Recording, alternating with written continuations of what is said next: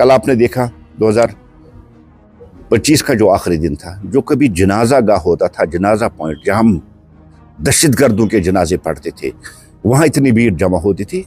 आज वो celebration point बन गए। मैं लाल चौक की बात कर रहा हूँ, घंटा छोड़ के। और दिल्ली पहलगाम में जिन्होंने वो नरसंहार किया था, उनको ऑपरेशन महादेव के तहत जहन्नम में पहुंचा दिया है हमारी पुलिस, हमारी पुलिस। आखिरी साल होगा दहशतगर्दी का। उनके सपोर्टर्स, उनको सपोर्ट करने वाले दहशतगर्दों को मिलिया मेडकर के जरिए। फिलहाल तो अभी गवर्नमेंट आगा रोला साहब की है, नेशनल कॉन्फ्रेंस की है, और बुलडोजर इस वक्त अगर चल रहे हैं तो वो नेशनल कॉन्फ्रेंस चला रही है। बेहतर है कि आगा रोला साहब जिस तरह से ये बाहर जाके स्टेटमेंट दे रहे हैं, अपनी पार्टी से एक बार पूछे ना, क्यों बुलडोजर आप चला रहे हो। हम तो बार बार कह रही है कि नेशनल कॉन्फ्रेंस की जो पॉलिसी वो कंफ्यूजन। नेशनल कॉन्फ्रेंस बुलडोजर चला रही है, वो आगा रोला उसके खिलाफ आवाज उठा रही है। यही तो उन्होंने रिजर्वेशन में भी किया। कुछ कहती है आगा रोला साहब, कुछ कहते हैं कंफ्यूजन क्रिएट करना नेशनल कॉन्फ्रेंस की पॉलिसी। लेकिन फिलहाल तो अभी गवर्नमेंट आगा रोला साहब की है, नेशनल कॉन्फ्रेंस की है, और बुलडोजर इस वक्त अगर चल रहे हैं तो वो नेशनल कॉन्फ्रेंस चला रही है। बेहतर है कि आगा रोला साहब जिस तरह से ये बाहर जाके स्टेटमेंट दे रहे हैं, अपनी पार्टी से एक बार पूछे ना, क्यों बुलडोजर आप चला रहे हो। हम तो बार बार कह रही है कि नेशनल कॉन्फ्रेंस की जो पॉलिसी है वो कंफ्यूजन की पॉलिसी है। नेशनल कॉन्फ्रेंस बुलडोजर चला रही है, वो आगा रोला उसके खिलाफ आवाज उठा रही है। यही तो उन्होंने रिजर्वेशन में भी किया है। नेशनल कॉन्फ्रेंस कुछ कहती है, आगा रोला साहब कुछ कहते हैं, कंफ्यूजन क्रिएट करना नेशनल कॉन्फ्रेंस की पॉलिसी है। बुलडोजर जो चला रही है वो नेशनल कॉन्फ्रेंस, इस वक्त नेशनल कॉन्फ्रेंस की गवर्नमेंट जम्मू कश्मीर में है। और आज इस हार्श विंटर में इस तरह लोगों के घर उजाड़ना, लोगों के घरों को ढह देना, मुझे नहीं लगता ये कोई इंसाफ और इंसानियत है। और खासकर मैं कश्मीर के लोगों से ये अपील करना चाहता हूँ, क्या इसी के लिए आपने वोट दिए थे नेशनल कॉन्फ्रेंस को। इतना बड़ी जो मैंडेट आपने दे दिया है, चाहे वो डॉक्टर फारूक साहब का दड़ हो या आगा रोला साहब का दड़ हो, टोटल मिला के तो नेशनल कॉन्फ्रेंस है ना।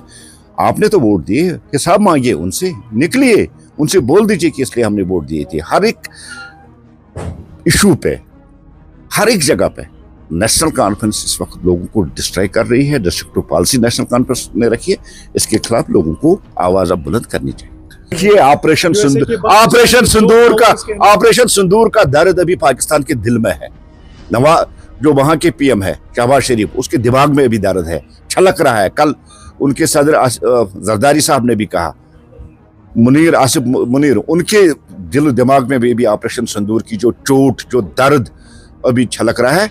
अब कभी अमेरिका, कभी चाइना, कभी कल मुझे लगता है कि बांग्लादेश भी क्लेम न करे, या मालदीव या करे, या म्यांमार भी न करे। ये ऐसी चोट थी जिस चोट ने दुनिया को दिखा दिया भारत कितना पावरफुल, और किस तरह से भारत मारता है अंदर घुस के। जिस तरह से दहशतगर्दों को मारा, एयर बेसिस तबाह की है। अब पाकिस्तान की पॉलिसी है कि उधर उधर से वो, जिस तरह से उन्होंने कबूल किया कि हमने भारत के पैरों पे गिर के गिड़गिड़ाया, अब उधर उधर के मुल्कों से स्टेटमेंट दे रहा है। लेकिन चोट जो थी, चोट की गूंज आप देखिए इस हद तक है कि अमेरिका और चाइना जो सुपर पावर्स है, वो भी इस चोट को महसूस कर रहे हैं।